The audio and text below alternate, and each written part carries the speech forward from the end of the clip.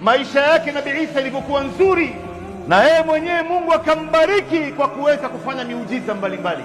Aliweza kumfufua maiti ambaye tayari ameshafariki miaka nyingi, akampa uhai kwa uwezo wa Mungu.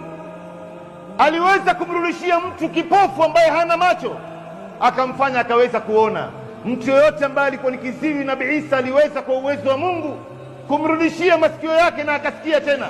Mtu yoyote ambaye alikuwa na maradhi za kutisha kama maradhi ya mbalanga, maradhi ya ngozi hii, Nabii Isa aliweza kumshika na kwa uwezo wa Mungu akamrudishia afya yake. Maana yake Nabii Isa anasema mimi yote haya ni kwa sababu ya baraka za Mwenyezi Mungu, si kwa sababu ya uwezo wangu.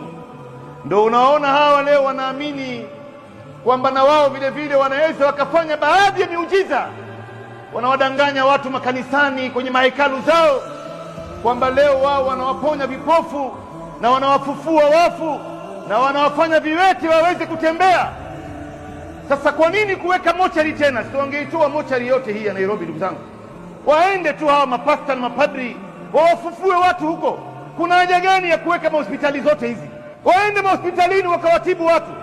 Hata huyo mmoja ambaye leo anadai kwamba yeye ni mtoto wa Mungu, anadai kwamba yeye vile vile ni Mungu, anapewa ufunuo kutoka kwa Mungu, amewahi kushika mamiti ya wale viwete takriban kama 20 kwamba amewafanya viwete wakatembea.